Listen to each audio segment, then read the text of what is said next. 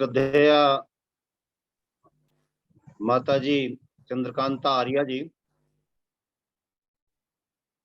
आदर और सम्मान के योग्य अनिल नरूला जी, आदरणीय वेद प्रकाश शर्मा जी, आदरणीय संचालक महोदय और आयोजक लखनलाल आर्य जी, राम सेवक निरंजन जी, बहन जी जिन्होंने अभी भजन के माध्यम से हमारा मार्गदर्शन किया, दया आर्या जी, और जो भी साथी इस समय हम सब से जुड़ चुके हैं, उन सबका कुछ का नाम मुझे इस पर दिखाई दे रहा है, कुछ नहीं दिखाई दे रहे हैं। उन सब के प्रति भी सम्मान भाव प्रकट करते हुए मैं अपने वक्तव्य को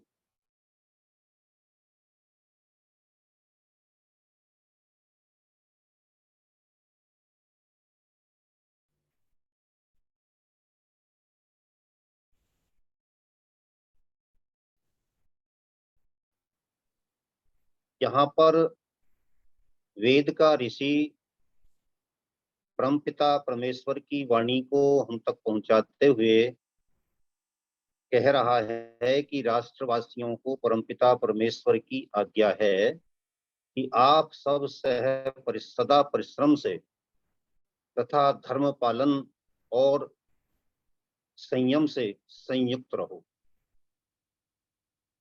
इस मंत्र में श्रमेण, तपसा और ब्रह्मणा 3 शब्द बहुत ही विचारणीय है, जो राष्ट्र, राष्ट्रवाद और राष्ट्रीयता को मजबूत करने वाले शब्द हैं। इन तीनों शब्दों पर ही विचार करेंगे और इन तीनों शब्दों के इर्द गिर्द रहते हुए अपनी बात को इस प्रकार स्पष्ट करने का प्रयास करूंगा कि इन तीनों शब्दों से प्रेरणा लेकर किस प्रकार हमारे महापुरुषों ने, इतिहास पुरुषों ने, इतिहास नायकों ने, राष्ट्र के वंदनीय पुरुषों, वीर वीरांगनाओं ने राष्ट्रवाद और राष्ट्रीयता के लिए काम करके हमारे लिए मील के पत्थर स्थापित किए हैं। इस पर ऐत्रेय ब्राह्मण में जो कई बार हमसे कहा गया है, चरैवेति चरैवेति, वहां पर बड़ा सामान्य अर्थ तो इस बात का ये निकाल लिया जाता है कि चलते रहो चलते रहो, लेकिन वास्तविक गूढ़ अर्थ इसका है कि सदैव परिश्रमशील बने रहो, परमशील बने रहो, रुको मत, परिश्रमी बनो। परिश्रमी लोगों से ही राष्ट्र मजबूत होता है। जब हमारे ऋषियों ने हमारे यहाँ पर आश्रम व्यवस्था को लागू किया और आश्रमों के धर्म भी निश्चित किए, तो उसमें आश्रम शब्द से ही स्पष्ट होता है कि आश्रम, श्रम, आ और श्रम ही श्रम करता रहे। आश्रम चाहे कोई सा भी हो, लेकिन आश्रम धर्म पर यदि विचार करते हैं तो श्रमशील बने रहना और उसके साथ साथ उद्यमशील, पुरुषार्थी, कर्तव्यशील बने रहना, ये भारतीय राष्ट्र, राष्ट्रवाद और राष्ट्रीयता का मूल आधार है, मूल चिंतन है, मौलिक विचार है। इसके इर्द गिर्द ही हमारी ये चीजें घूमती रहती हैं और हमको संसार के वासियों के लिए, राष्ट्र और राष्ट्रवासियों के लिए, प्राणी जगत के, चराचर जगत के संपूर्ण प्राणियों के लिए कुछ न कुछ ऐसा अच्छा करने के लिए प्रेरित करती रहती हैं जो हमारे मानव जीवन को सफल और सार्थक कर सके। श्रम की प्रतिष्ठा राष्ट्र में होनी चाहिए, ये हमारे इस वेद मंत्र का और इसमें आए शब्द श्रमेण का महत्वपूर्ण अर्थ है, उद्देश्य है। इसके अंतर्गत आज हम देखते हैं कि संसार के दूसरे देशों ने, राष्ट्रवासियों ने किन्हीं किन्हीं क्षेत्रों में यदि प्रगति कर ली है तो भारत का नेतृत्व, और मैं कहा करता हूं कि हमारे देश में दो तरह का भारत रहता है, एक भारत है और दूसरा इंडिया है। वह जो इंडिया है वह भारत को मिटा रहा है भारत के भीतर रह करके। यह सबसे बड़ी समस्या है इस देश के लिए इस समय। और वह इंडिया और इंडिया के वे नेता विदेशों की ओर इस प्रकार से देखते हैं कि जैसे हमें आपसे बहुत कुछ सीखना है, क्योंकि वे भारत में भी अंग्रेजी शिक्षा को ग्रहण करके इस देश के नेता बने होते हैं, जिसमें उनको बताया जाता है, पढ़ाया जाता है, समझाया जाता है कि जो कुछ भी हमने सीखा है या जो कुछ भी हम सीख सकते हैं वो विदेशों से ही सीख सकते हैं, पश्चिमी जगत से ही सीख सकते हैं। इसलिए वे दूसरे देशों की ओर ऐसी दृष्टि से देखते हैं कि आओ और हमको सिखाओ। इससे हमारे अपनी वैदिक चिंतन धारा को, विचारधारा को बहुत अधिक कहीं ना कहीं कुठाराघात झेलना पड़ा है। आज भी भारत इसलिए या किसी भी प्रकार के मिथ्याचार से, पापाचार से अपने आप को बचाए हुए। कोरोना काल में इंडिया में कोहराम मच रहा था, लेकिन भारत में कोहराम नहीं था। मैंने स्वयं ने देखा था, गांव के मेहनती लोग उस समय मक्के के खेतों में जाकर के और अपने कामों में लगे हुए थे। कहीं किसी के लिए लॉकडाउन उन पर अनिवार्य बाध्यता के रूप में लागू नहीं था। यदि उस समय भारत भी लॉकडाउन की चपेट में आ गया होता है, इंडिया की बात कर रहे हैं, इंडिया वर्सेस भारत, तो निश्चित रूप से हम बहुत पीछे चले गए होते। लेकिन उन लोगों ने भारत के वेदों की इस चिंतन धारा पर विचार करते हुए और इसको अपने हृदय में स्वीकार करते हुए, इस पर विचार करते हुए, और कहें कि वो स्वाभाविक रूप से उसमें रचे बसे हैं, रंग गए हैं, कि हमें श्रम करते रहना है। वो उस समय भी श्रम कर रहे थे, खेतों में जाकर के, मक्के के खेतों में मैंने उनको देखा था। और मक्के के खेतों में जब वो जून का महीना था, तो जून के महीने में अमरोहा आदि की तरफ का मैंने दौरा किया था पत्र के कार्य से। तो मैं देख रहा था कि आराम से लोग मक्के के खेतों में जाकर के पसीना निकाल रहे थे।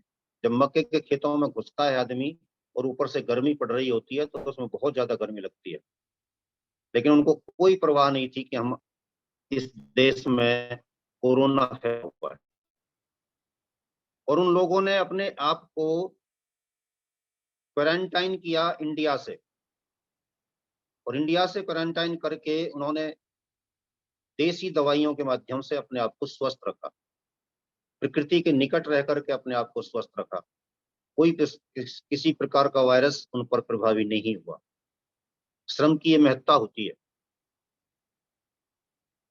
हमारे ऋषि ब्रह्मचर्य आश्रम में जब बच्चे को डालते थे तो वहां पर जोड़ का सवाल उसको सिखाते थे। जैसे कोई बच्चा विद्यालय में प्रवेश करता है तो सबसे पहले उसको जोड़ का सवाल सिखाते हैं, 2 और 2 कितने होते हैं। तो 2 लाइनें खींच करके या 2 उंगलियां उठा करके या किसी भी तरीके से बड़े आराम से उसको बताया जाता है कि 2 और इसमें 2 और जोड़ दिए, बच्चा समझ गया है कि अब ये 4 हो गए। तो ब्रह्मचर्य आश्रम में जोड़ जोड़ है। जितना जोड़ सकते हो, संचित कर सकते हो, शक्ति का संचय कर सकते हो, ज्ञान में वृद्धि कर सकते हो, उतना कर लो। शारीरिक बल, आध्यात्मिक बल, आत्म बल जितना अर्जित कर सकते हो अर्जित कर लो, क्योंकि एक भव्य भवन बनाने के लिए आपका ये ब्रह्मचर्य आश्रम नींव का कार्य कर रहा है। इसलिए मजबूत बिल्डिंग बनाने के लिए इसको मजबूती से इसका निर्वाह करो, अर्थात ब्रह्मचर्य आश्रम के नियमों का पालन करो। तो यहाँ पर जोड़ जोड़ की संस्कृति है। जोड़ के बाद आता है घटाओ। दो में से एक घटाया तो एक रह गया। बहुत कुछ अधिक सावधानी बरतने के उपरांत भी ब्रह्मचर्य आश्रम के बाद आने वाले गृहस्थ आश्रम में गलतियां होती हैं, और गलतियां घटाओ का संकेत करती हैं। शक्ति का भी होता है और आध्यात्मिक बल का भी कहीं ना कहीं क्षय होता है। तो घटाओ के पश्चात अगला सवाल आता है गुणा का। और हमारा जो तीसरा आश्रम वानप्रस्थ का है, उसमें जो कुछ गलतियां हो गई हैं, अब गुणात्मक परिवर्तन करके गुणात्मक आधार पर उनको वृद्धि के रूप में उद्घाटित करना है, प्रस्फुटित करना है, प्रचार प्रसार करना है। और उसके बाद सबसे बाद में आता है भाग। अब जितना संचय किया है आज तक, जितना लिया है, उस सबको बांट दो, भाग दे दो। तो जो ब्रह्मचर्य आश्रम, गृहस्थ आश्रम, वानप्रस्थ आश्रम के बाद संन्यास आश्रम है, जिसमें सम्यक न्यास हो जाता है, विचार पूर्वक व्यक्ति ट्रस्टी बन जाता है, संसार से अपने आप को विरक्त कर लेता है, लेकिन संसार के लिए उपयोगी हो जाता है। कैसे कि जितना ज्ञान आज तक संचित किया था, जितना अनुभव जन्य ज्ञान हमारे पास आया था, उस सब को हम संसार के लिए बांटेंगे, संसार के लिए देंगे, उपयोगी बने रहेंगे। पहले आश्रम से लेकर के अंतिम आश्रम तक, पहली श्वास से लेकर के अंतिम श्वास तक हम उपयोगी बने रहेंगे, सार्थक जीवन जीने के लिए संकल्पित रहेंगे। उसके लिए आवश्यक उपाय करने होंगे, जितने करने होंगे उनको करेंगे, जिससे संसार के लिए हमारी उपयोगिता समाप्त ना हो जाए। आज की शिक्षा नीति ने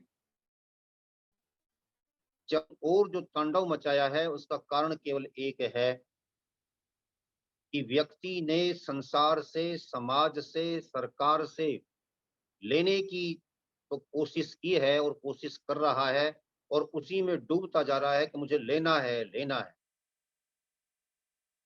जोड़ने जोड़ने की प्रवृत्ति आ रही है, और उस जोड़ने जोड़ने की प्रवृत्ति से छोड़ने छोड़ने की प्रवृत्ति, स्वाहा स्वाहा की प्रवृत्ति, इदम न मम की प्रवृत्ति समाप्त होती जाएगी।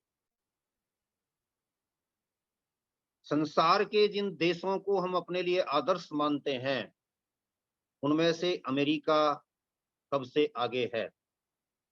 और अमेरिका के लिए वहां के जो FBI है, फेडरल ब्यूरो ऑफ इन्वेस्टिगेशन, उसके डायरेक्टर ने 1953 में आंकड़े जारी किए थे।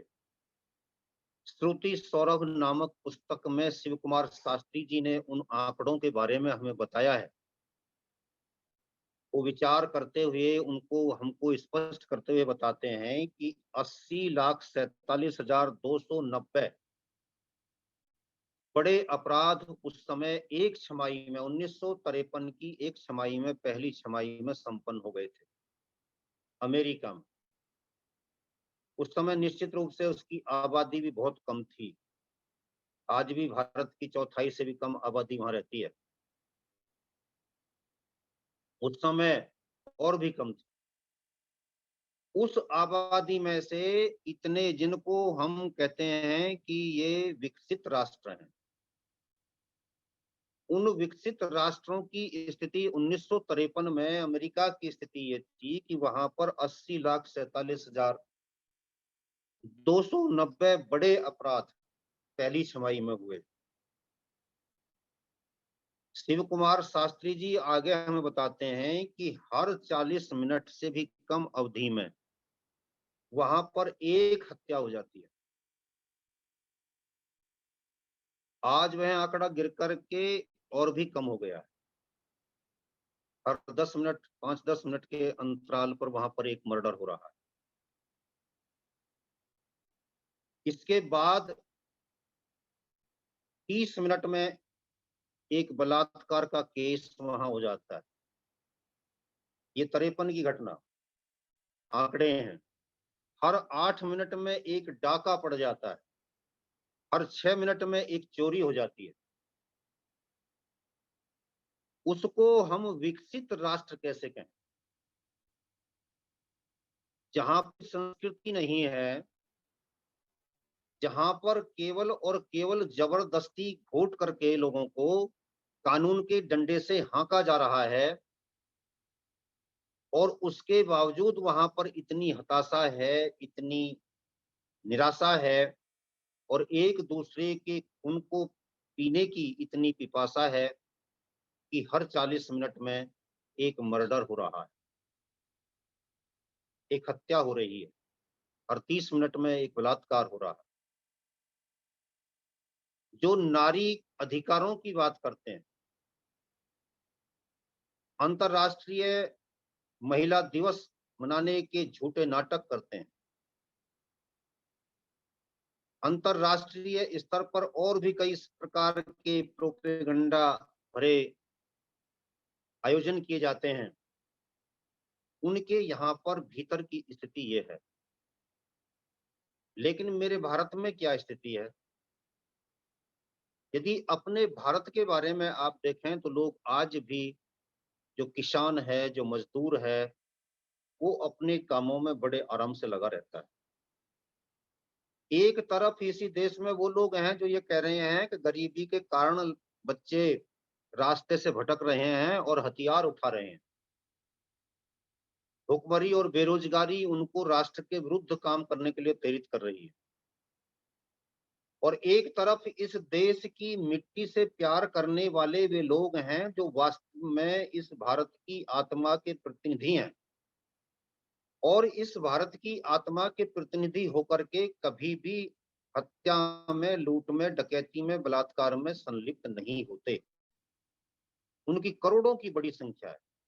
अंतर केवल इतना है कि वो इस देश की मिट्टी से प्यार करते हैं, इस देश के धर्म से प्यार करते हैं, इस देश की संस्कृति के सांस्कृतिक राष्ट्रवाद से प्रेम करते हैं। इसलिए वे केवल और केवल अपने लक्ष्य पर नजर रखते हैं और अपनी रोजी रोटी में लगे रह करके शांति के साथ जीवन यापन करना अपना लक्ष्य बनाए हुए हैं। जो भटक गए कहे जाते हैं, वे वो हैं जो वास्तव में मजहब के उन्मादी हैं, और उन्मादी होकर के इस देश की मूल संस्कृति को काट करके, इस देश के मूल निवासियों को काट करके, इस देश के मूल आर्यों को, जो इस देश के वास्तविक उत्तराधिकारी हैं, इस देश की मिट्टी से प्यार करने वाले लोग हैं, उनको समाप्त करके अपना कहीं राज्य स्थापित कर लेना चाहते हैं। जो मुगलिस्तान का सपना देख रहे हैं, जो भारत तेरे टुकड़े होंगे इंशाअल्लाह का शोर मचाते हैं,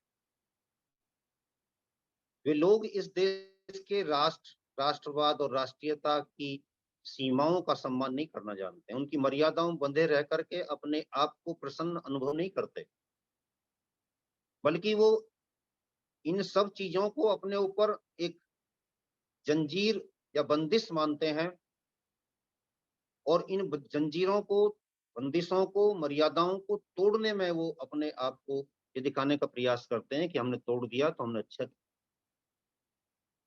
जिन सरकारों ने, जिन राजनीतिक दलों ने ऐसे लोगों को समर्थन दिया और ये कहा कि इनके भी मानव अधिकार होते हैं, और ये भाषण और अभिव्यक्ति की स्वतंत्रता है कि ये ऐसा कर रहे हैं तो कोई बात नहीं है, संविधान ने इनको भाषण और अभिव्यक्ति की स्वतंत्रता प्रदान की है।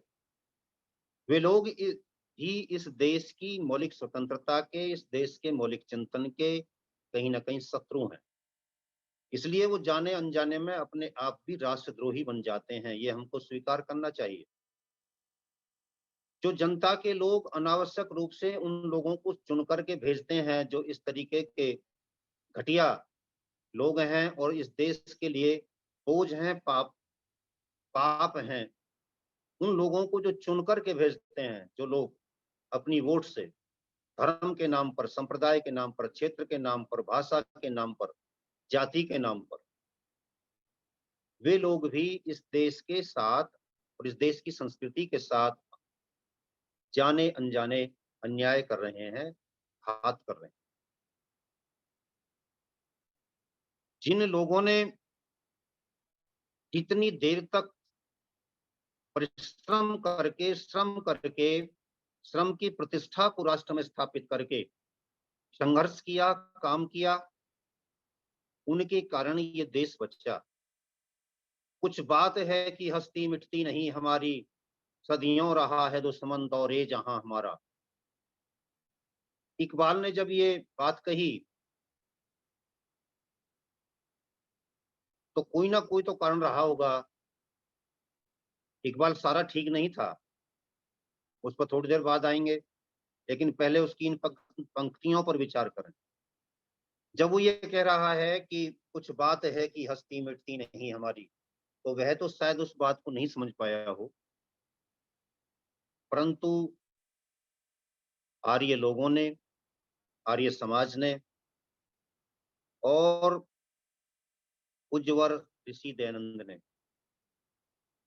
इस देश को सबसे पहले ये बात समझाई कि तुम वेदों की ओर लौटो और वेदों में आपको आजादी के तराने मिल जाएंगे, आजादी के वो सूत्र मिल जाएंगे। आजादी भी शब्द अपने आप में बढ़िया नहीं है, स्वराज्य अधिक उत्तम शब्द है। स्वराज और स्वाधीनता के वो सूत्र मिल जाएंगे जो आपको आनंदित जीवन जीने के लिए प्रेरित करेंगे और वो अवसर उपलब्ध कराएंगे जिसमें आपको राजनीतिक, सामाजिक और आर्थिक न्याय मिलना सुनिश्चित होगा। उज्ज्वल ऋषि दयानंद का ये बहुत बड़ा उपकार था। अब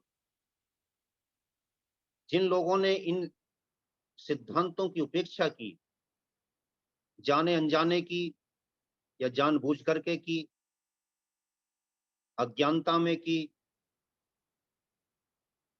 उनके रहते हुए, उनके प्रमाद के कारण, उनके आलस्य के कारण, उनकी पुरुषार्थहीनता के कारण देश को पराधीनता का दंश झेलना पड़ा। यद्यपि वह पूर्णता में नहीं था और उसके लिए संघर्ष होता रहा, परंतु उस पराधीनता के काल में भी इस देश की संस्कृति को बचाने के अथक और गंभीर प्रयास किए गए। उन राष्ट्रवंद्य पुरुषों के लिए जिन्होंने पराधीनता के उस गहरे अंधकार काल में अपने आप को मां भारती की सेवा के लिए समर्पित किया, ये कहकर के कि यदि सूर्यास्त हो गया है तो हम मिट्टी के दिए हैं, जितनी देर हम जल सकेंगे हमको जला लो। हम अपने आप को देश की सेवा के लिए समर्पित करते हैं। उन महापुरुषों को, वीर वीरांगनाओं को नमन करना प्रत्येक राष्ट्रवासी का, प्रत्येक राष्ट्रवादी का प्रथम कर्तव्य है। इस पर यदि हम विचार करेंगे तो कुछ उदाहरण मैं यहाँ पर देना चाहूंगा, ऐसे तपस्वी लोगों का, श्रमशील लोगों का, क्योंकि इस मंत्र में श्रमशील श्रमेण भी कहा गया है और दूसरा तपसा शब्द भी आया है। तपसा यानी तपस्वी लोग, राष्ट्र के लिए अपने आप को पूर्णतया समर्पित कर देने वाले लोग, द्वंद्वों को सहन करने वाले लोग, जिन्होंने अपने आप को केवल और केवल इस बात के लिए समर्पित कर दिया कि अब हमारा सब कुछ राष्ट्र के लिए समर्पित है। राजस्थान की एक रियासत रूपनगर, रूपनगर रियासत के राजा के पास औरंगजेब जैसे जालिम दुष्ट राजा बादशाह का संदेश पहुंचता है। संदेश में कहता है कि मैं तुम्हारी बेटी चंचल कुमारी से विवाह करूंगा, उसका डोला मुझे दे दीजिए, अन्यथा भयंकर विनाश के लिए तैयार रहिए। जब रूपनगर रियासत के राजा के पास उस समय के जालिम मुगल बादशाह का वह पत्र पहुंचता है तो वह बहुत दुखी होता है और यह निर्णय ले लेता है कि बेटी का डोला ही दे दिया जाए तो ही उत्तम रहेगा।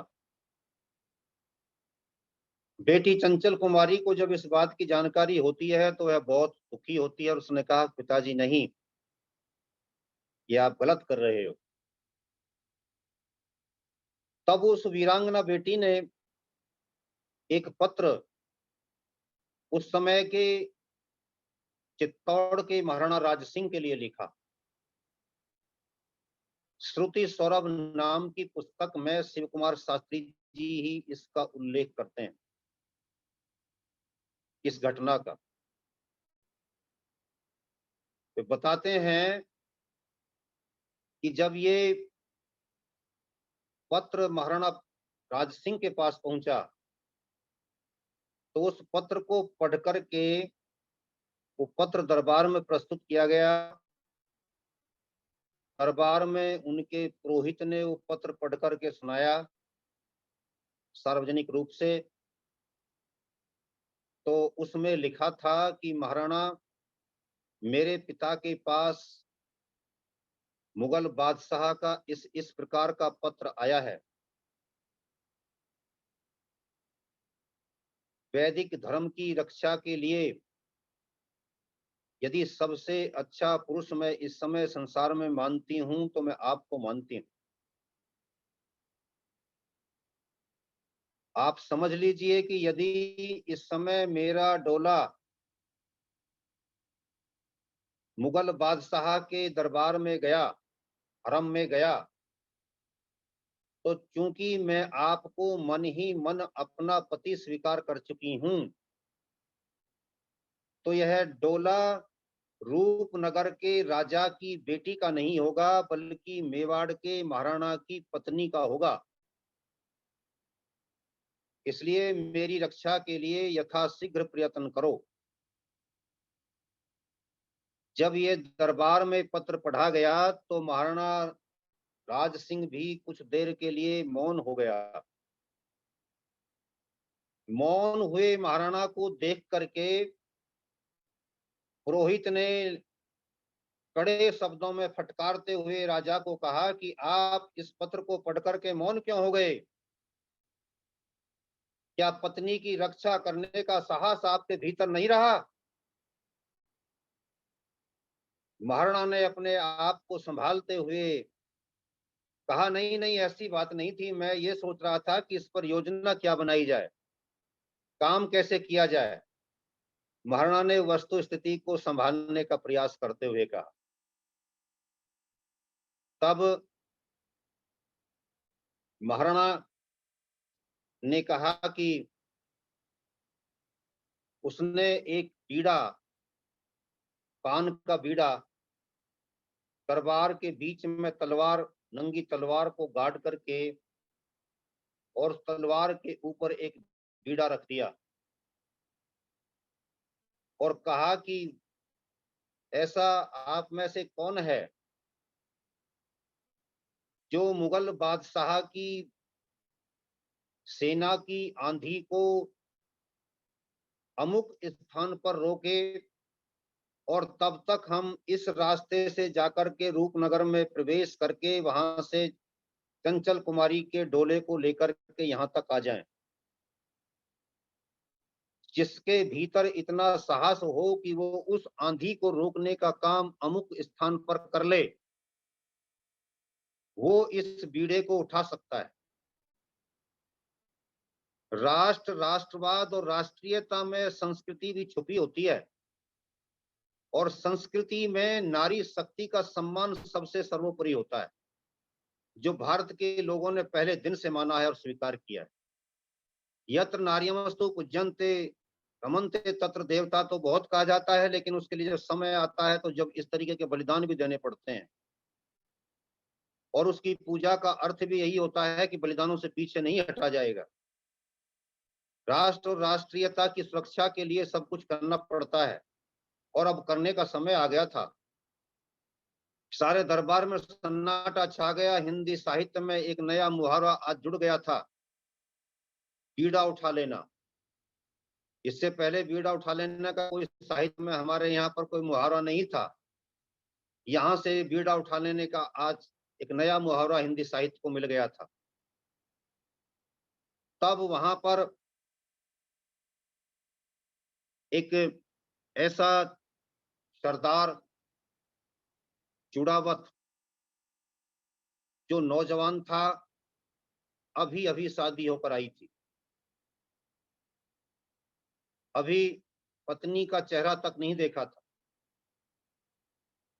उस उसको जोश आया और उसने कहा कि इस बीड़े को मैं उठाता हूं।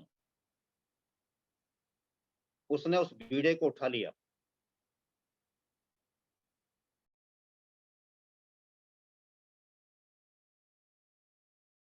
वहां पर उपस्थित थे, सबने जोरदार करतल ध्वनि से उसका स्वागत किया, अभिनंदन किया, पुष्प वर्षा हुई। इसके पश्चात उस नौजवान के भीतर हल्की सी गिरावट आई, और वो जब उस सेना को, मुगल सेना को रोकने के लिए चलता है, तो चलने से पहले सोच लेता है कि आज एक बार अपनी नवी नवेली दुल्हन से भी मिल लिया जाए। वह आता है, दरबार में पहुंचता है, समय पहुंच रहा है, इसलिए भीतर से उसकी पत्नी ही आती है। उसने कहा, महाराज आप इस समय क्यों? तब वह दरबार में हुई घटना को बड़े जोशीले अंदाज में बताता है कि आज मैंने ये निर्णय लिया है। वो बहुत प्रसन्न होती है वीरांगना नारी। एक नारी के सम्मान के लिए, एक नारी की सुहाग की रक्षा के लिए, एक दूसरी नारी आज अपने सुहाग को उजड़ जाने देने की अनुमति दे रही है। और किस प्रकार से दे रही है,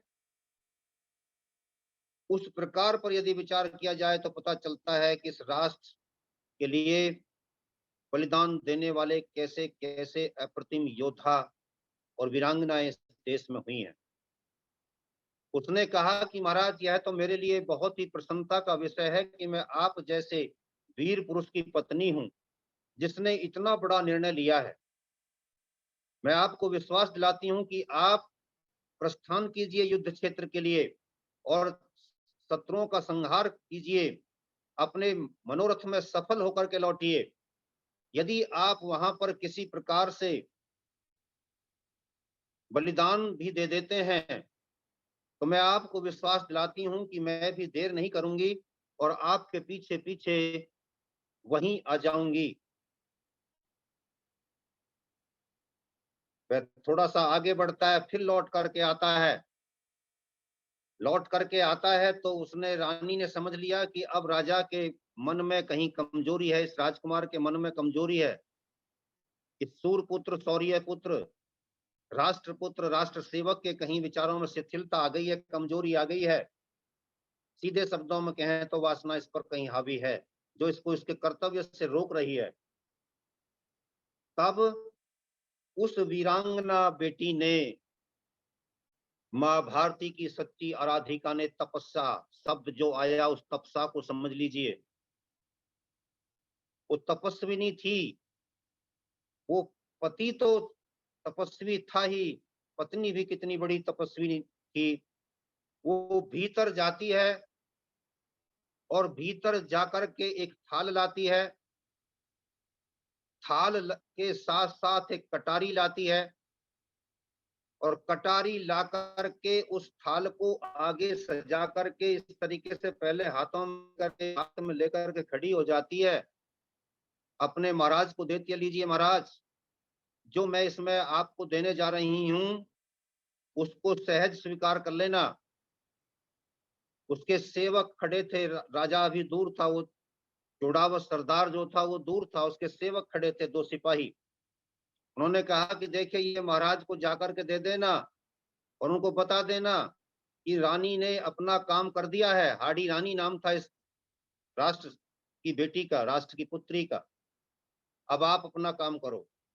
तब उस कटारी से अपना सिर उसमें उतार करके उनको दे देती है कि जाइए और मेरे महाराणा को, मेरे राणा को, मेरे चूड़ावत को, मेरे शौर्य पुत्र को जाकर के दे दीजिए। तब उसकी दोनों चोटियों को गले में डाल करके उसकी माला बना करके चूड़ावत वहां पर जूझता है और मुगलों की सेना का कत्ले आम बड़े व्यापक स्तर पर करता है। रूपनगर की बेटी का सम्मान बचाने के लिए चूड़ावत की रानी हाड़ी ने अपना बलिदान दिया। जो हम कल कह रहे थे वही बात आज फिर लागू होती है। मेरी माँ शेरों वाली है।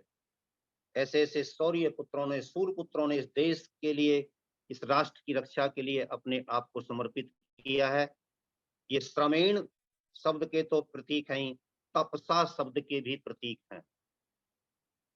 जिनकी तपस्या से, जिनके तप से, जिनके त्याग से इस देश में राष्ट्र, राष्ट्रवाद और राष्ट्रीयता को मजबूत करने में हमको सफलता मिली है और जिनके तप, त्याग और साधना से आज हम एक राष्ट्र के राष्ट्रवासी कहे जाते हैं। दूसरी बात, इसी राजा के समय की महाराणा राज सिंह, आपको वो घटना अच्छी तरह याद होगी कि वो सुनी, लेकिन जो मैं सुनाने जा रहा हूं वो नहीं सुनी जाती है। जो सुनी जाती है वो घटना यह है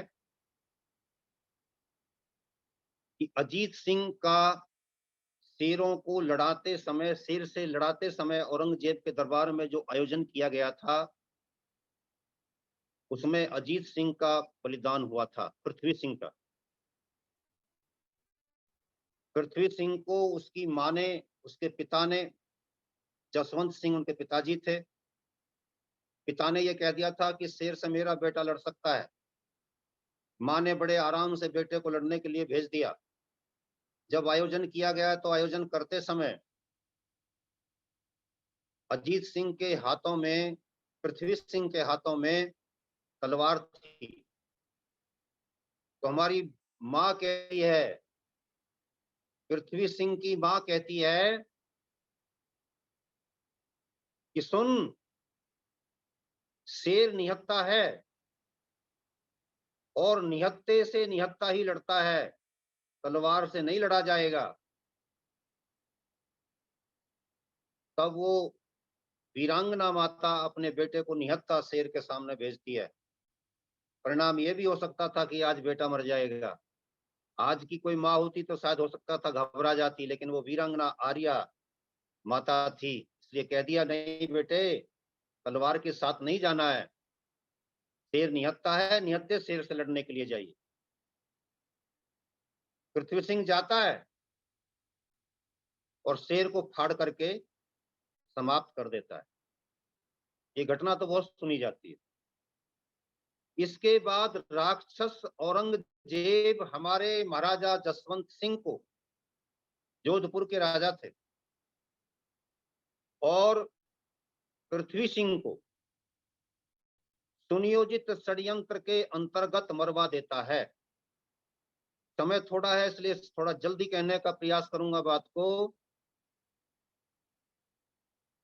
जब ये मार दिए जाते हैं तो राणा महाराजा जसवंत सिंह की छोटी पत्नी उनके साथ सती होने का प्रयास करती है,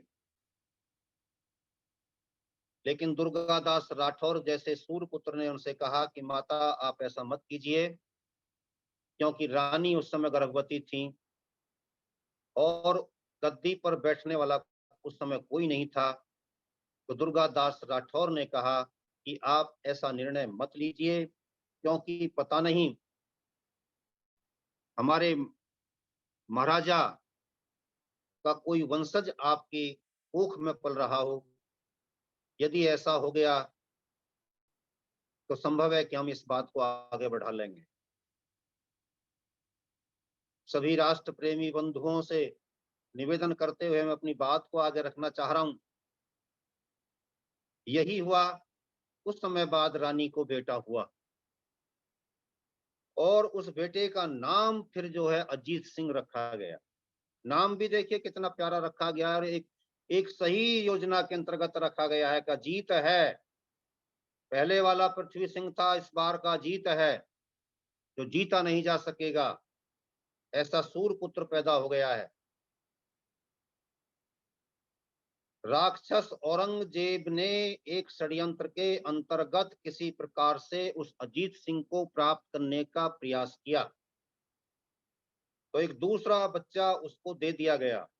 वो पन्ना धाय का किस्सा तो आपने सुना होगा, लेकिन ये भी कोई पन्ना धाय थी जिसने आज फिर अपनी देश की रक्षा के लिए, राष्ट्र की रक्षा के लिए अपने तपस्या का, अपने त्याग का परिचय दिया और फिर एक चंदन उस समय उसकी एवज में दे दिया गया। लेकिन जो वास्तविक अजीत सिंह था, उसकी रक्षा करने का जो संकल्प उस समय लिया था, वो महाराणा राज सिंह ने लिया था, जिनके बारे में अभी हम बता रहे थे तो वो किस तरीके से रूपनगर की उस बेटी को लेकर के आए थे। ये भी उनके भीतर राष्ट्रवाद का एक गहरा प्रमाण है। और हम पर जो आरोप लगाया जाता है कि हम में फूट थी, हम एक नहीं होते थे, हम ये करते थे, हम वो करते थे, हमारे पूर्वज बड़े कायर थे, बड़े निकम्मे थे, बड़े नालायक थे, उन सारी चीजों को भी अपने ऊपर से साथ साथ सफाई करते चलिए, मानते चलिए, सोचते चलिए। इस देश में दूसरी रियासत के राजा को पाल रहा है दूसरी रियासत का राजा, केवल इसलिए कि मेरा हिंदुत्व, मेरा आर्यत्व, मेरी वैदिक संस्कृति, मेरी चोटी जनेऊ की संस्कृति सुरक्षित रहे। उसको पालने का संकल्प इस उद्देश्य से प्रेरित होकर के महाराणा राज सिंह ने लिया था। जब इस बात की जानकारी औरंगजेब को हुई कि वास्तविक अजीत सिंह तो महाराणा राज सिंह के यहाँ पर सुरक्षित है, तो वह राक्षस उस पर भी आक्रमण कर देता है। अब देखिए, यहाँ पर महाराणा राज सिंह पर जब आक्रमण किया जाता है, मेवाड़ पर जब आक्रमण किया जाता है, तो औरंगजेब के साथ में उसकी सबसे प्रिय पत्नी बेगम गुलनार भी थी। गुलनार को अपने पति पर बड़ा अहंकार था। वह इस बात को सोच करके आई थी कि जिस प्रकार से दारा का सिर उतारा गया था और शहर में घुमाया गया था, आज उससे भी बढ़िया प्रदर्शन मेवाड़ में होगा, जब अजीत सिंह को इस तरीके से मार करके उसके सिर को लेकर के काट करके शहर में घुमाया जाएगा। महाराणा राज सिंह को, दुर्गादास राठौर को और उन हिंदुओं को जो समय देश की संस्कृति की रक्षा के लिए अपने आप को संकल्पित किए हुए थे, वे सब भी काट करके इसी तरीके से शहर में घुमाए जाएंगे। तो उस दृश्य को देखने के लिए गुलनार आज यहाँ पर आई थी। लेकिन कुछ देर के युद्ध के पश्चात उसको संदेश दूसरा सुनने को मिला। हिंदुओं की राष्ट्रीय सेना ने और लोगों ने भी इस युद्ध में साथ दिया था राणा राज सिंह का। उस राष्ट्रीय सेना का सामना औरंगजेब की सेना नहीं कर पाई। औरंगजेब युद्ध से भाग गया, स्वयं युद्ध का नेतृत्व करता हुआ औरंगजेब भाग लिया। उसकी सेना को गाजर मूली की तरह काटा गया। जब इस बात की सूचना गुलनार बेगम को मिली कि तेरा पति तो तुझे छोड़कर ही भाग गया है, इतना कायर निकला, और यही बात आप में से कई विद्वान जन जानते होंगे, आर्यजन, क्योंकि आप ऋषि परंपरा के राष्ट्रवादी पुरुष हो, इसलिए मैं आपके भीतर के राष्ट्रवादी चिंतन को और राष्ट्रवादी पुरुष को नमन करते हुए अपनी बात को रख रहा हूं। आपने सुना होगा कि एक नवाब भी यहां से पाकिस्तान के लिए भागा था, जूनागढ़ का नवाब। तो जब उसको देखा सरदार पटेल की सेना उसके पीछे भाग रही थी, तो वह भी अपनी पत्नी को छोड़ करके भाग गया था। यही स्थिति इनकी उस समय हुई थी जिस समय की बात मैं आज कर रहा हूं, राणा राज सिंह के समय की बात। उस समय भी हमारे पास सरदार पटेल था। इस देश में सरदार पटेलों की कमी नहीं रही, सुभाष की कमी नहीं रही, कभी किसी काल में कमी नहीं रही।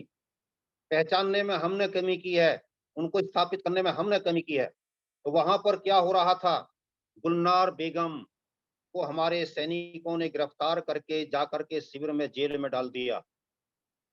अगले दिन जब महाराणा का दरबार लगा तो दरबार में उसको भी प्रस्तुत किया गया, गुलनार बेगम को।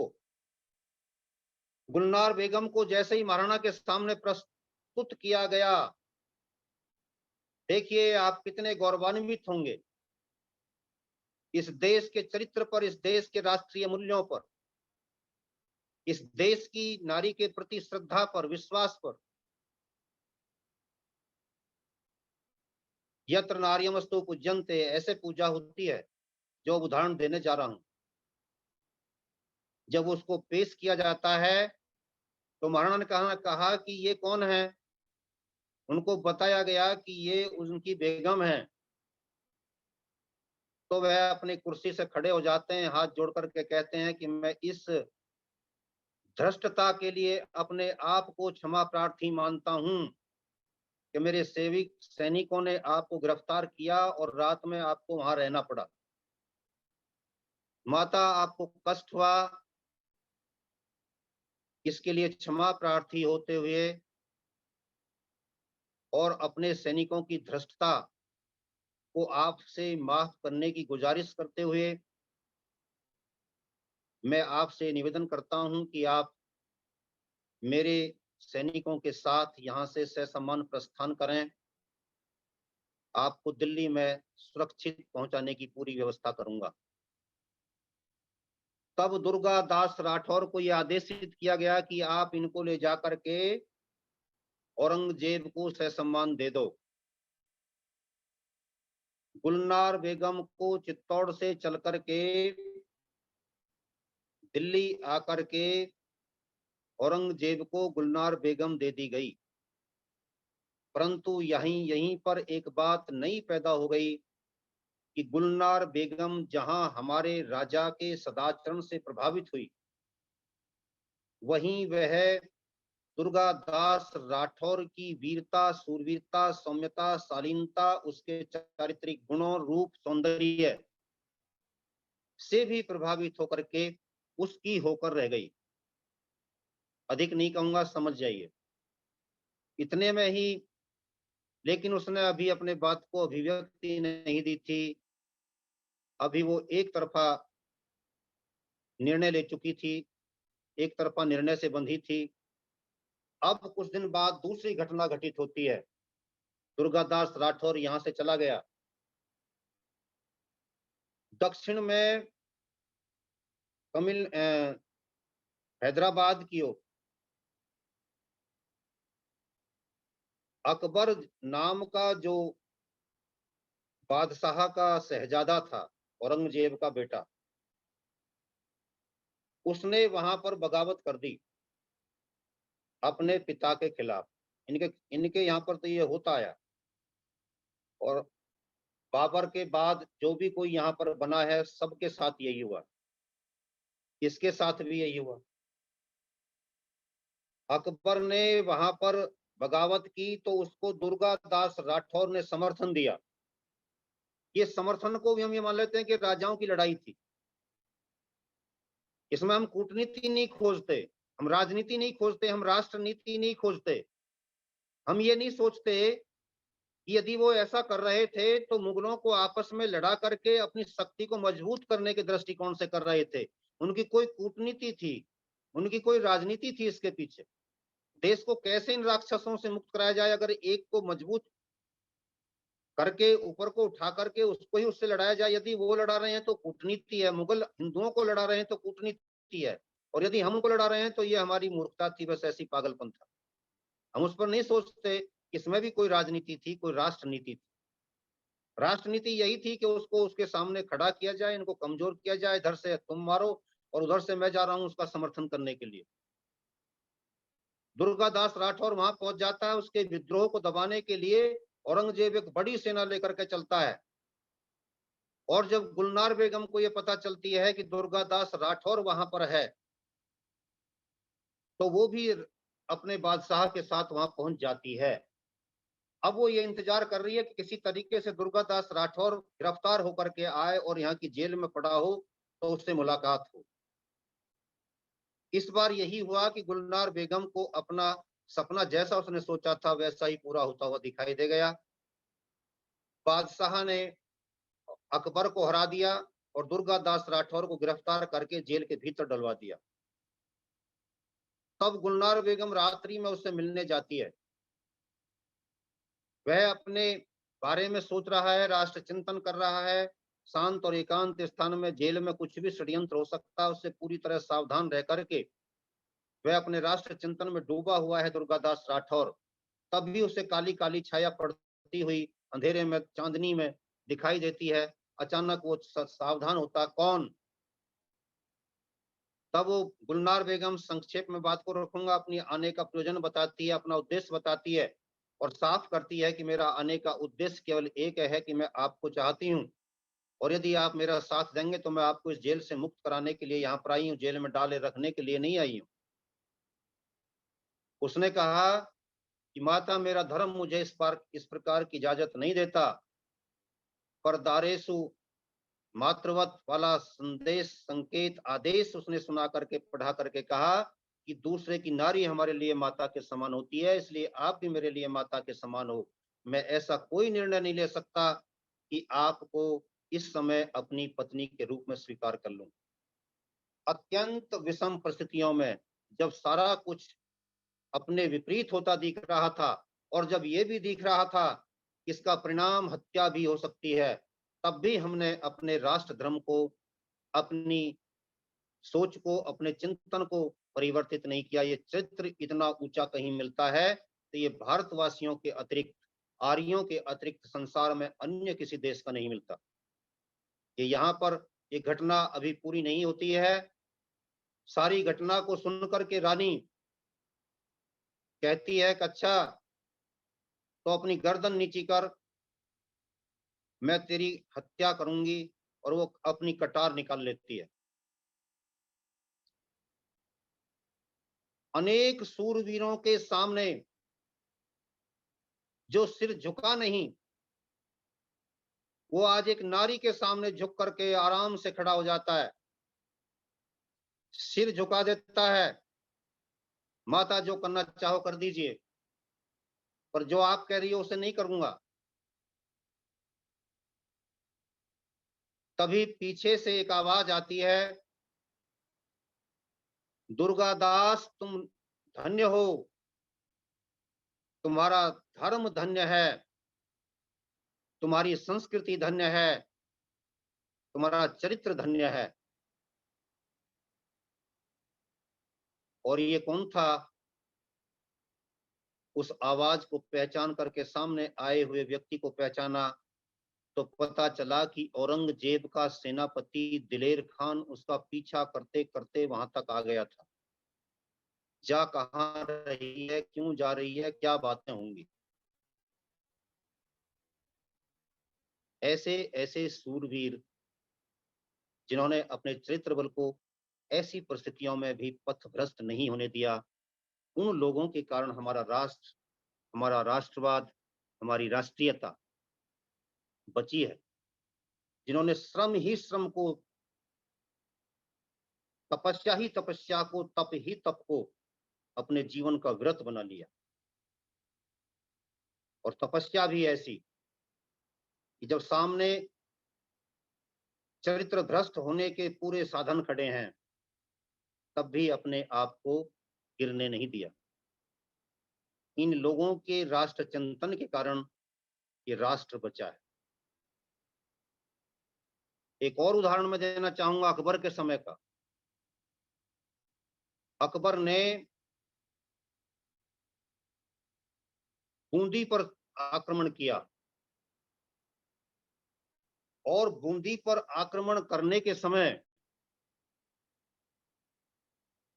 उसने वहां के शासक को बुरी तरह हरा दिया।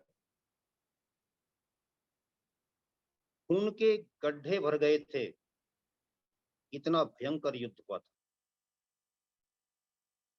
तभी किसी ने खून के एक गड्ढे में से दो ऐसे वीर योद्धाओं को देखा, राजपूत सैनिकों को देखा, जो उसमें खून से लथपथ पड़े हैं और निकलने का प्रयास कर रहे हैं, लेकिन घायल बुरी तरह हैं। वो निकाल लिए जाते हैं।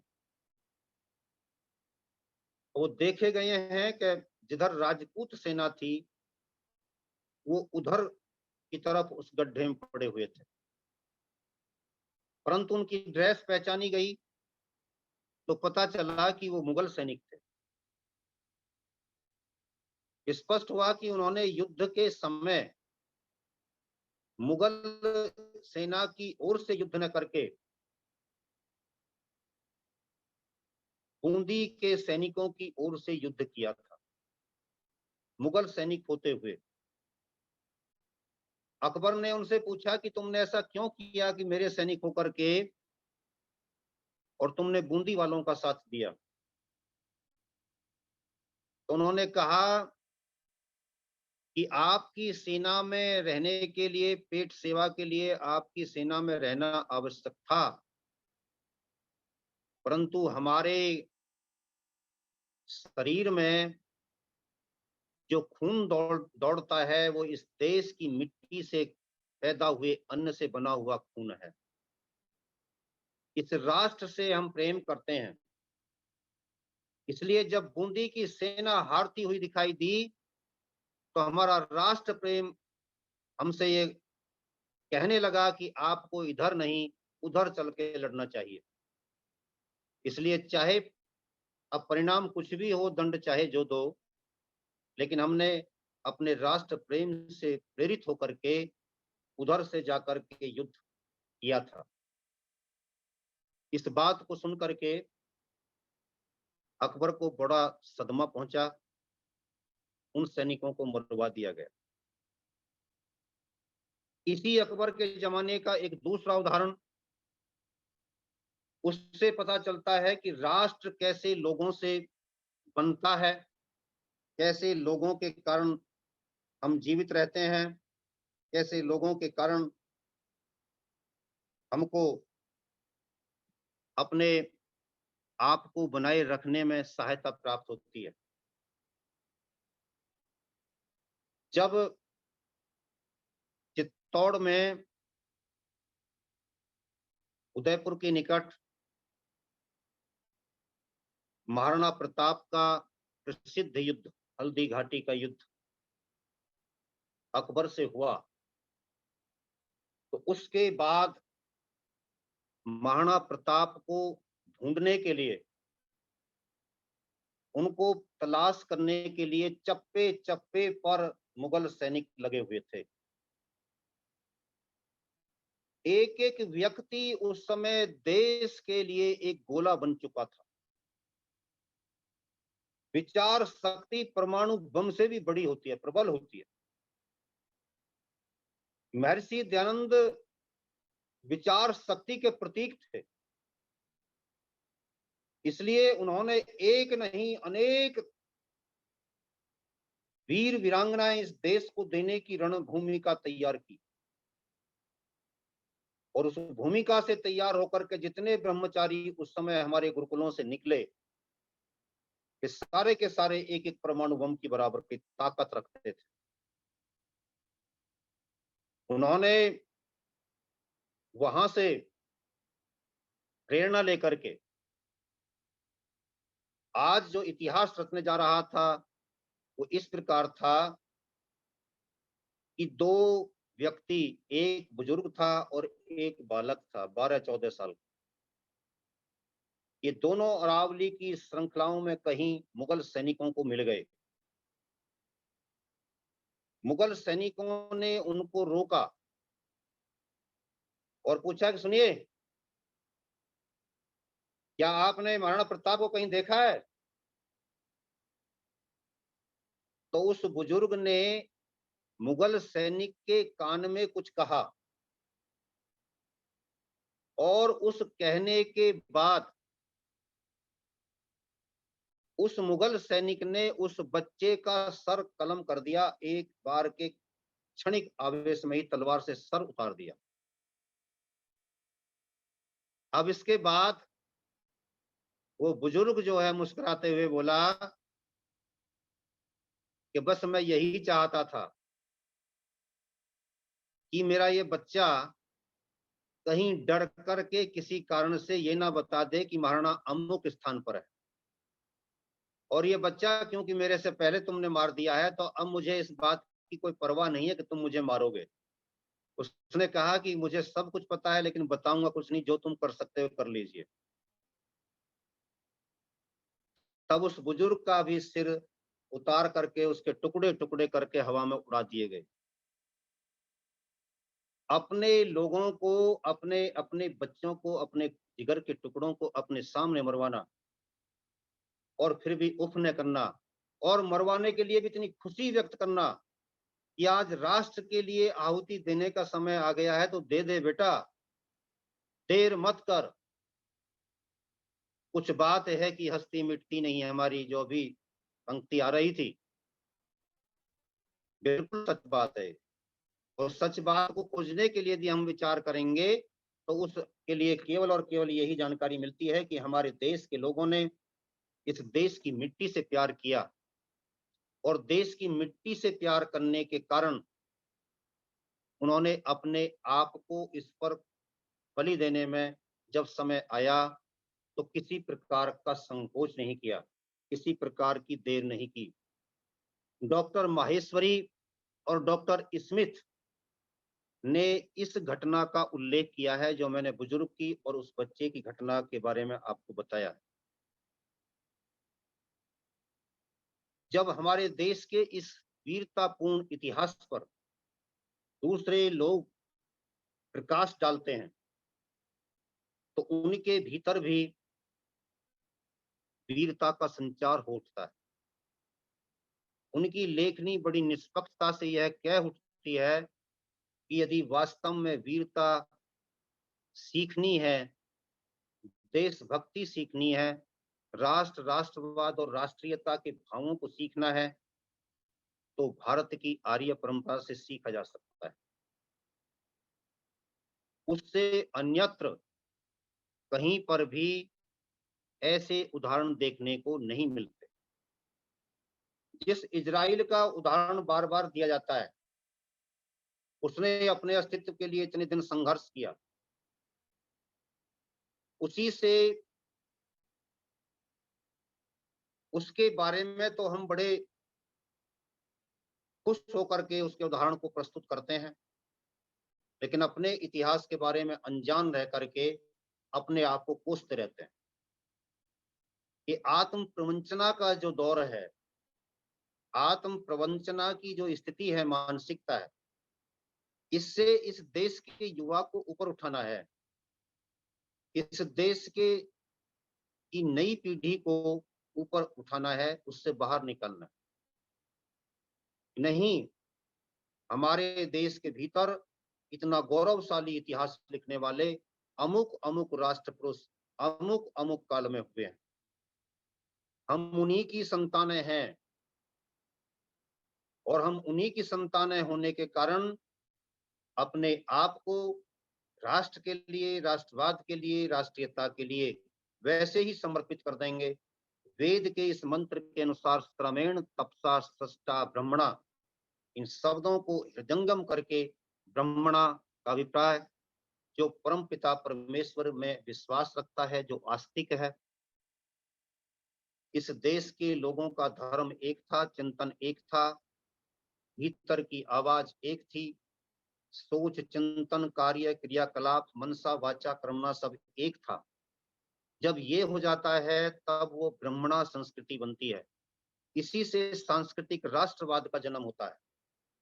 सांस्कृतिक राष्ट्रवाद की चर्चाएं बहुत होती हैं, लेकिन सांस्कृतिक राष्ट्रवाद है क्या, और सांस्कृतिक राष्ट्रवाद के लिए आवश्यक तत्व क्या हैं, उन पर चिंतन कम लोग करते हैं। मैं ये नहीं कहता कि नहीं होता, बहुत कम लोग करते हैं।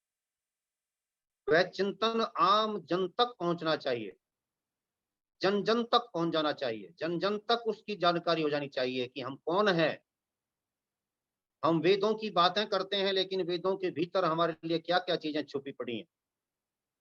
एक एक शब्द पर एक एक अध्याय लिखा जा सकता है, एक एक मंत्र पर एक एक पुस्तक लिखी जा सकती है। ऐसा गूढ़ चिंतन यदि किसी के पास में है तो वह इस सृष्टि के आदि संविधान वेद के पास में। उसी वेद से प्रभावित होकर के महर्षि मनु ने मनुस्मृति का निर्माण किया था। उस पर एक दिन चिंतन अलग से रखेंगे। उस महर्षि मनु पर जो अनावश्यक आरोप लगाए जाते हैं कि वह ब्राह्मणवादी व्यवस्था के जनक थे, वह शूद्रों के विरोधी थे, वह नारियों के विरोधी थे, आदि आदि, ये अलग चीज है। आज इस विषय पर रहते हैं। मैं यहाँ पर एक दूसरा उदाहरण रानी करुणावती का देना चाहूंगा। रानी करुणावती राणा रतन सिंह की धर्म पत्नी थी। राणा रतन सिंह को भी एक युद्ध के लिए जाना पड़ रहा था, और उस समय उन्हें भी अपनी रानी के बारे में विचार आते हैं। तब रानी ने भी रानी हड़ा का अनुकरण करते हुए, जो भी उदाहरण दे रहे थे,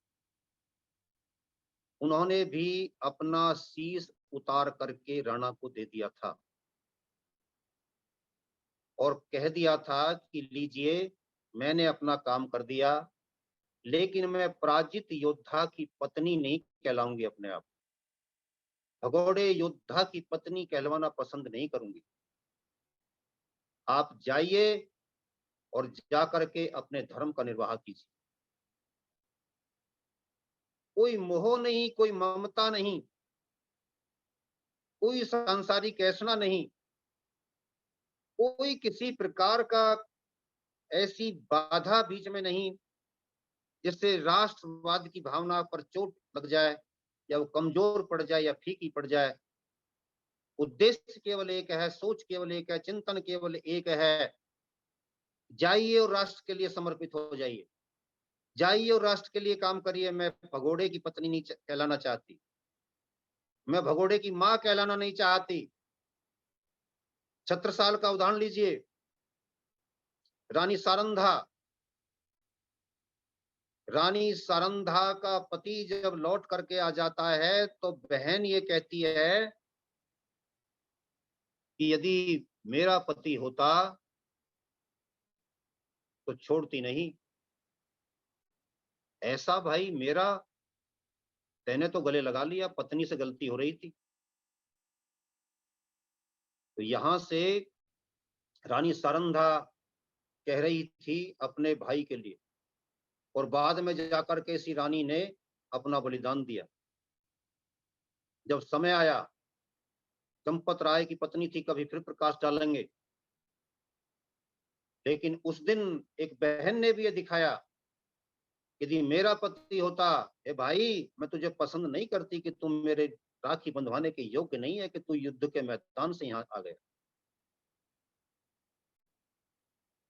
तो ये इस तरीके के जो उदाहरण हैं, ये हमको बताते हैं कि राष्ट्रवाद के प्रति हमारे भीतर कितनी गहरी निष्ठा थी। चाणक्य के बारे में हम सब भली प्रकार जानते हैं, कल भी उनका उल्लेख हमने किया था। मुझे लगता है समय तो नहीं हो गया है, जी टाइम है अभी। आप 5 मिनट बात रख लीजिए जी। अच्छा अच्छा, ठीक है, ठीक। हम चा, चाणक्य के बारे में हम ये चाहेंगे कि लगातार 3-4 दिन और आपका कार्यक्रम रहे। बहुत अच्छे विषय हैं आपके पास। अगर आप समय दे दें तो हमें, हमारे पास तो समय है। कल भी आप 28, 29, 30 तारीख तक रख सकते हैं, 3 दिन जी।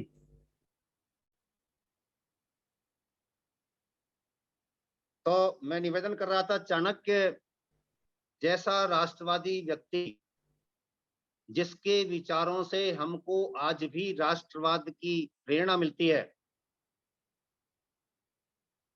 उसके पास में विदेशी अतिथि आता है सेल्यूकस, और वे अपनी झोंपड़ी में, अपने महल में, कुछ भी कहिए, जो उनका आवास था, आवास भी उनका इस तरीके का ही होता था जो बहुत सात्विक भाव दिखाता था।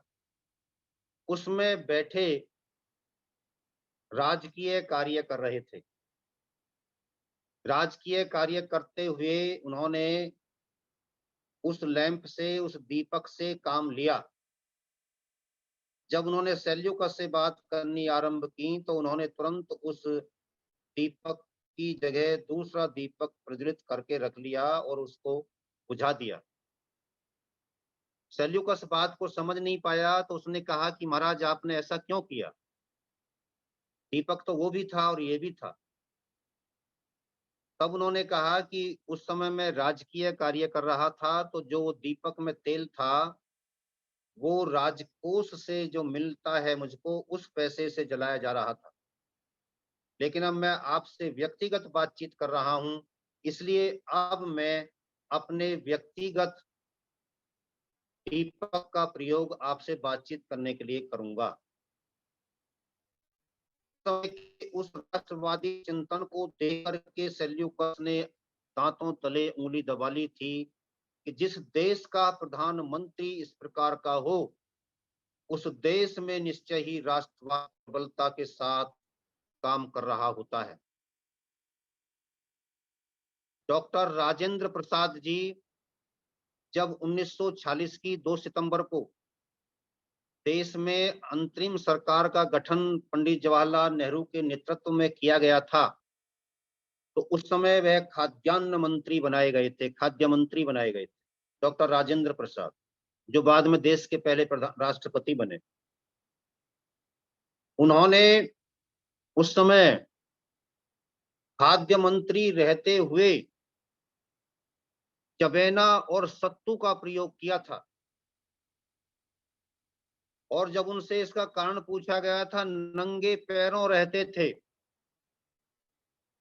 और नंगे पैरों रहते हुए उनसे इसका कारण पूछा गया तो उन्होंने कहा कि मेरे देश के नागरिक और मेरे प्रदेश के नागरिक, बिहार के लोग सत्तू और चबेना चाप करके अपना काम करते हैं, नंगे पैरों रह करके अपना काम करते हैं।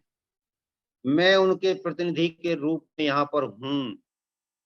मुझे मेरी आत्मा ये गवाही नहीं देती कि मैं किसी प्रकार से अपने आप को शाही पोशाक में प्रस्तुत करूं।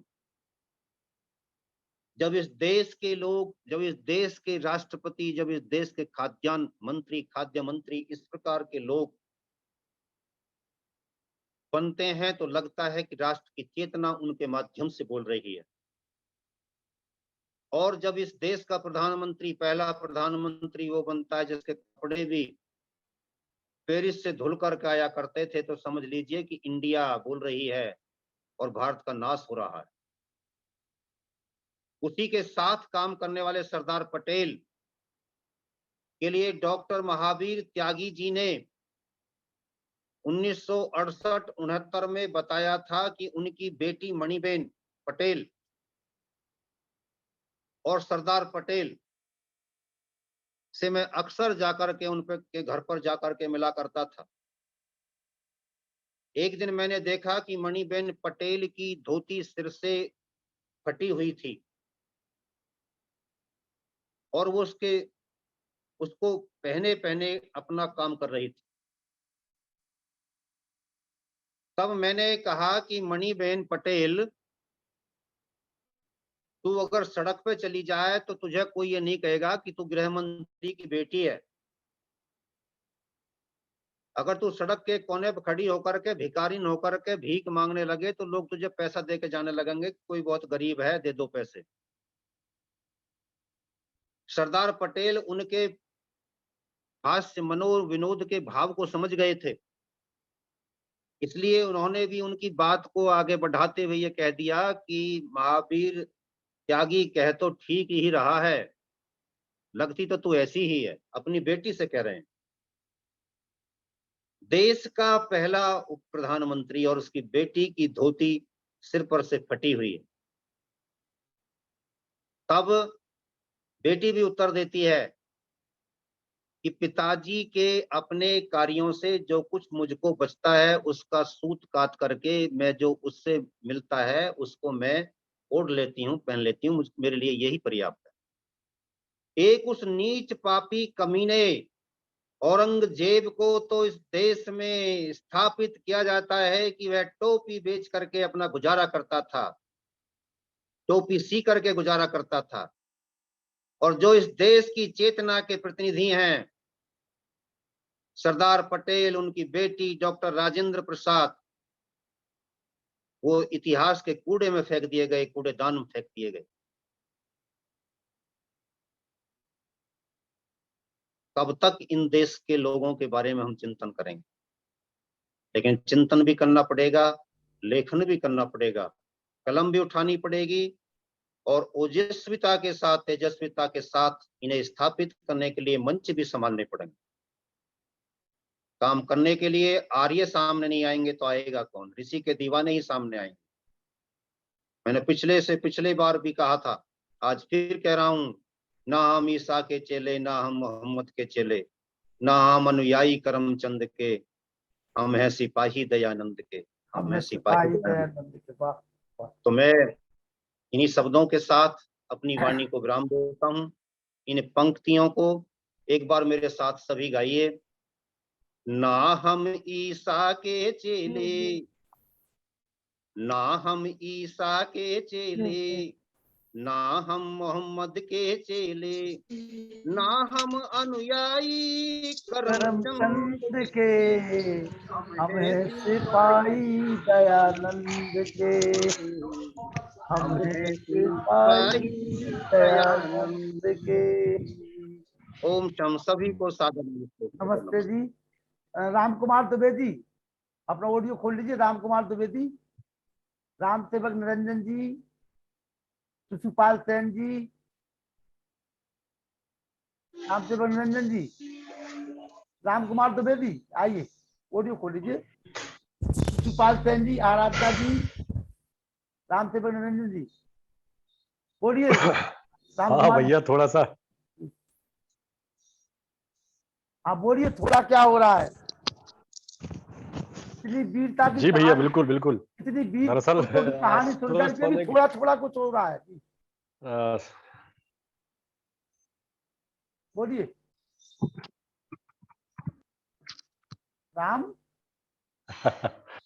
इतना समय लगा। सबसे पहले डॉक्टर राक, आवाज आ रही होगी लगता हाँ है। हाँ बोलिए बोलिए बोलिए। डॉक्टर आर्य जी को सादर प्रणाम और संयोजक बड़े भाई लखनलाल जी को बहुत बहुत आभार कि वो इस तरह का मंच उपलब्ध करा रहे हैं।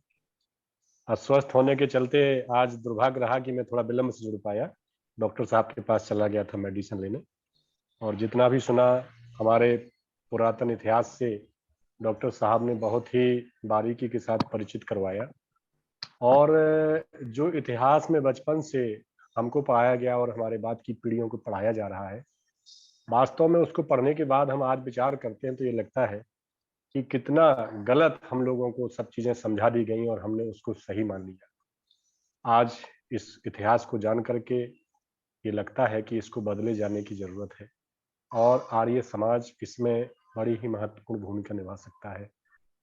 आज की जो राष्ट्रवादी सरकार है, इस समय अगर प्रयास किए जाए तो वास्तविक इतिहास को पाठ्यक्रम में सम्मिलित कराया जा सकता है।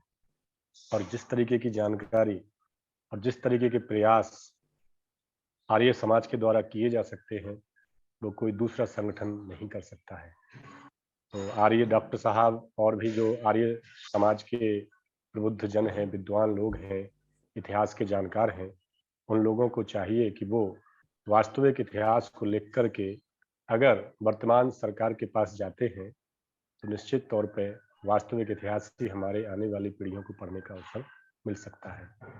बहुत ही उम्दा जानकारी थी और जैसा कि बड़े भाई ने अनुरोध किया है डॉक्टर साहब से कि आने वाले 3-4 दिन में आपका उद्बोधन यदि सुनने को मिलता रहे तो हम लोगों की बड़ा 29, सौभाग्य 30, होगा। 29, 30, 31 निश्चित तौर पे मैं बड़ा ही उत्सुक हूं और मैं चाहता हूं कि वो अनुमति डॉक्टर अभी साहब आकर अनुमति के दे दीजिए। मीटिंग में दे। डॉक्टर साहब अनुमति तो दे सभी दीजिए लोगों को 30-31 की इन लोगों को। डॉक्टर साहब मैं जल्दी उपस्थित हो जाऊंगा, लेकिन अभी 3-4 दिन तो अभी बिजी हूँ। चलिए कोई बात नहीं, जल्दी उपस्थित होऊंगा आपके। चलिए ठीक है। कोई बात नहीं, लेकिन हम उम्मीद करते हैं कि 30 बिल्कुल, के बिल्कुल। बाद भी आपका समय मिल जाएगा, तो वो भी बड़ा ही हाँ जी, सौभाग्य होगा। चलिए अवश्य और बहुत शिशुपाल बहुत सेन जी, धन्यवाद। नमस्कार शिशुपाल सर। सेन जी, शिक्षक साथी शिशुपाल सेन जी, राघवेंद्र सिंह सिमरिया, शिशुपाल सेन जी ऑडियो खोल लीजिए। शिशुपाल सेन जी, राघवेंद्र सिंह सिमरिया जी, शिशुपाल सेन जी, राघवेंद्र सिमरिया, राघवेंद्र जी। चलिए मुनि जी आप आ जाइए। राघवेंद्र सिमरिया, राघवेंद्र सिमरिया जी नहीं सुन पा रहे मेरी बात को। आइए मुनि जी। जी जी जी बोलिए मुनि जी, बोलिए। आवाज आ रही मेरी? जी आपकी आवाज आ रही, बोलिए। ओम। हाँ बोलिए बोलिए। धन्यवाद डॉक्टर साहब के लिए।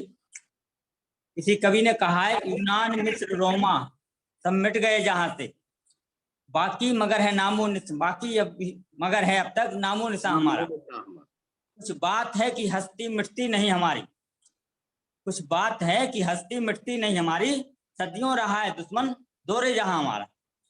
और मैं देख रहा हूँ 2 दिन से लगातार हमारे सम्मान्य डॉक्टर राकेश कुमार जी, इन्होंने बहुत अच्छा इतिहास का, और इतिहास का मतलब केवल मैं इतिहास के लिए नहीं कहूंगा, आपने अध्यात्म से भी जुड़ा हुआ है अपने साहित्य के माध्यम से। इतिहास से तो मुझे सच्चे इतिहास से जुड़ा, अभी हम सुन ही रहे 2 दिन। और जहां तक है, जितने भी हमारे श्रोतबंद हैं इस समय, सभी की अभिलाषा है कि डॉक्टर साहब, जैसा कि उन्होंने अनुमति भी दे दी है कि मैं 2-3 दिन बाद कभी भी अपना समय निकाल के आपको, हम लोगों को आशीर्वाद मिलेगा। और मैं समझता हूँ ऐसा इतिहास जो हमारे सामने डॉक्टर साहब ने रखा हुआ है, इसको हम सदियों से भूले बैठे हुए थे और पाश्चात्य संस्कृति में रमे हुए थे, तो उससे हम दूर कैसे हट सकते हैं और सच को कैसे हम अपने शुद्ध सनातन इतिहास को जान सकते हैं। इसके लिए हम साधुवाद तो क्या दें डॉक्टर साहब के लिए विनम्र निवेदन करते हुए, और आपका आभार व्यक्त करते हैं। और हमारे सम्मानीय नरूला जी हैं, जितने भी महान भाव हैं, सभी के लिए मैं सादर नमस्ते करते हुए और पुनः आह्वान करूंगा डॉक्टर साहब का कि वो कभी भी जब भी उनको समय होगा, हम लोगों को उनका आशीर्वाद मिलेगा। ऐसा हमारा लक्ष्य होना चाहिए सबका, तो हम सफल भी होंगे। क्षमाधर माता, क्षमाधर माता जी, क्षमाधर माता, क्षमाधर जी जी जी जी जी जी बहुत बहुत धन्यवाद। सबसे पहले तो मैं डॉक्टर साहब को नमन करता हूँ, सुधी श्रोता हूँ, जिससे श्रेष्ठ महानुभाव को प्रणाम करता हूँ, यथोचित नमन करता हूँ। आज जो है इतिहास में, मैंने पहले कहा था कि ऐसे अनछुए तथ्य रखे हैं डॉक्टर साहब ने, क्योंकि मैं भी इंटर तक इतिहास का विद्यार्थी रहा हूँ, लेकिन जो चीजें डॉक्टर साहब ने बताई हैं वो हमें इस तरह की चीजें उस इतिहास में हमें पढ़ने को नहीं मिली हैं। और आजादी के इतिहास में जो हमने कभी नाम नहीं सुने थे, मैंने भी 4 पंक्तियां लिखी हैं। सुना दो, सुना दो। अगर आप 2 मिनट का समय दें तो मैं बोल दूं। सुनाइए सुनाइए सुनाइए, सुना दीजिए। बी ओने बाजी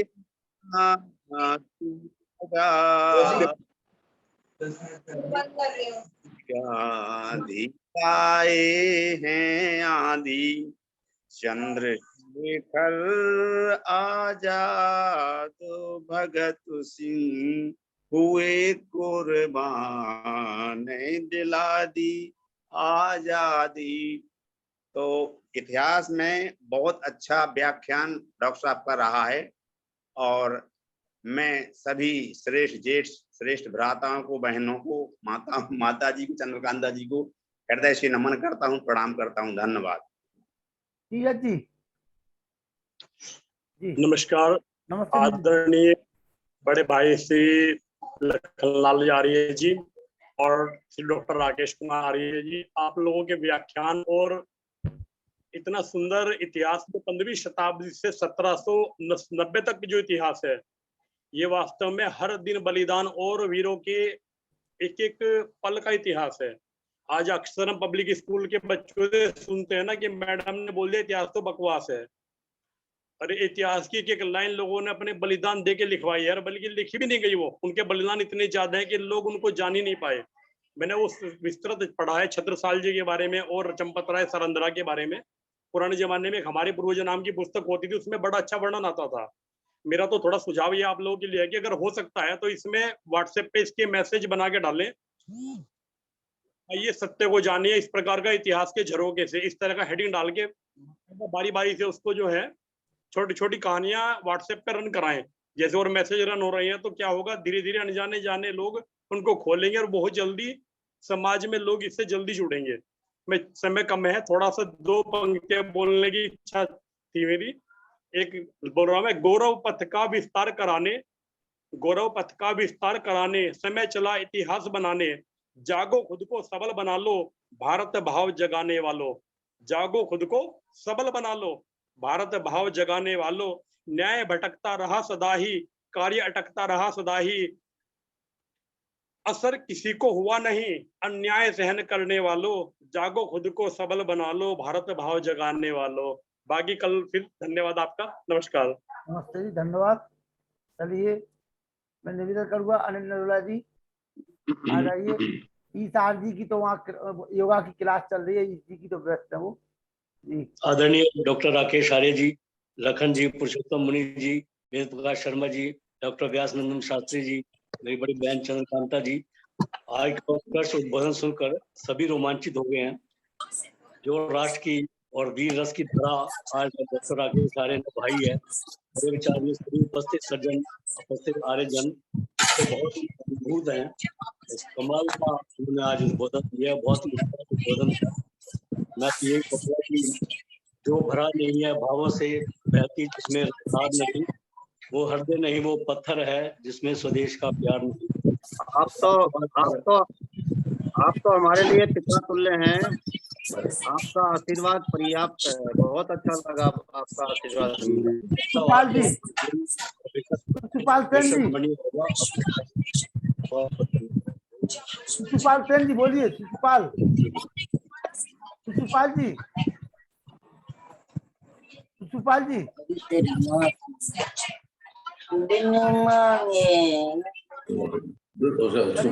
शांति पाठ। हाँ सभी नमस्कार। हाँ सुपाल जी खोल दीजिए, सुपाल जी ऑडियो खोलिए, सुपाल जी ऑडियो जी। हाँ सुपाल जी ऑडियो खोल दीजिए। हेलो, हाँ बोलो सुपाल, हाँ बोलो। हाँ बोलो। सभी को प्रणाम। नमस्ते। आपका जो आज का जो उद्बोधन रहा इतिहास हमारे वेद के संबंध में बहुत ही सारगर और गूढ़ रहस्य जानकारी दी, और हमारे हीरो जो वास्तव में हमारे हीरो जो देश के बलिदान दिया है उनके बारे में जानकारी दी। बहुत बहुत धन्यवाद। वेद प्रकाश शर्मा जी, शांति पाठ बोलो। शांति अंतरिक्षंगम शांति शांति शांति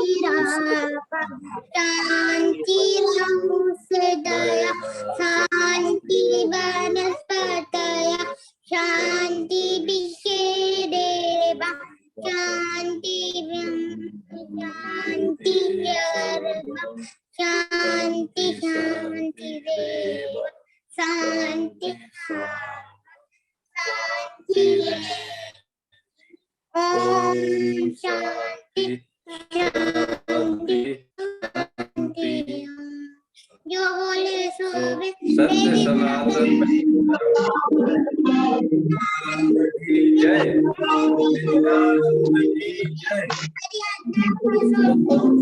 रामचंद्र की जय, योगेश्वर श्री कृष्णचंद्र की जय, राम की जय, भारत माता की जय। रखो पालन आर्य कुंभ वालों की लोगों की जय, कुंभ के लोगों की जय। जलती रहेगी उनका झंडा ऊंचा रहेगा। जी।